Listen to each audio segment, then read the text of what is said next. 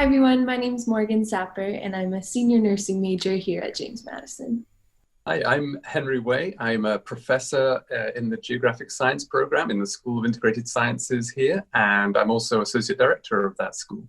Hi, everybody. I am Heather Coltman. I am the Provost, Senior Vice President for Academic Affairs here at James Madison. Dr. Coltman, can you please tell students about a few things they need to know about classes this fall? Certainly. Well, we all know this is a very unusual semester, and we're doing things in new ways and kind of experimenting as we go. One of the main changes in our schedule in any classes is that we're offering more online classes than we ever have before. And our faculty have taken preparing for these online classes very seriously. So we have a great deal of attention paid to how the best way is to deliver the curriculum and to ensure student learning outcomes, even in an online or a hybrid environment. So there's a lot of courses to choose from. We've also upgraded quite a bit of technology in classrooms and Wi-Fi capability across campus. So professors will have more flexibility in how they offer their courses, and students will also have a great deal of interactivity as usual. Now, our in-person classes are going to be a little bit different. We've moved our classes into bigger classrooms to ensure physical distancing. So you might have smaller classes in larger rooms than you're used to. You'll see plexiglass barriers set up around the podium so that the faculty can have a little bit of extra protection. And we'll also find different seating arrangements in some classes, so things will feel a little bit different. And then in terms of classes that might be hybrid, we've got certain segments of classes that might meet at different times. So each of your faculty has got a plan for how best to ensure that interactivity, but also the opportunity to work together in the most productive way, whether you're doing group work or other kinds of creative assignments. And then finally, you can see quite a bit of differences in some of our academic spaces, particularly academic buildings and libraries. You're going to see fewer people in hallways and stairwells. We're going to be having really well-marked, dedicated entrances and exits to buildings. We ask everybody to follow those instructions.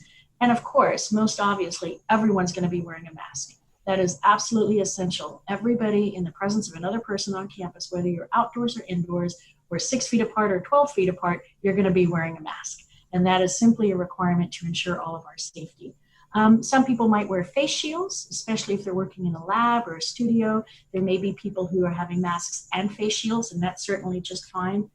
And of course, we're also allowing time for much more frequent cleaning and sanitizing of classroom spaces and public spaces, common areas. So all of the plans that we have taken are to do the very best we can to ensure community health, and we need everybody helping us.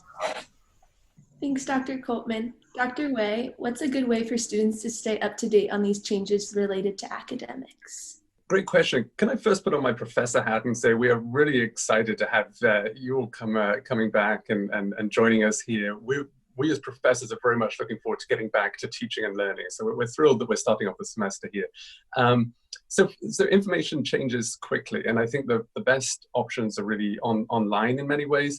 So using the Academic Affairs website and the frequently asked questions about academics for students within the COVID-19 section on that website. There's also, and you've probably seen it, the Stop the Spread website as well.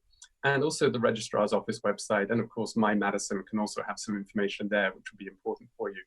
And the biggest sort of and more common one perhaps that you'll experience every day is, of course, checking your official JMU email. There's always some email communications going out there. So checking your email regularly is another good approach. How can students contact Academic Affairs if they have further questions or want more information about changes to classes? Always the best way from our perspective is to contact your professors directly with questions about your class. We're ready to help, and we really, as I said, we really want to hear from you. We want to do what we can for you. Beyond your individual professors, talking to your academic advisors within your programs, your major advisors, they often have a lot of the up-to-date information and can help you out in all sorts of different ways as well. And then for general information, do email the Academic Affairs email address, which is, get this right, academicquestions@jmu.edu. And so that's a good source for getting some general information there. Awesome, thank you. Is there anything else that students should know about classes this fall?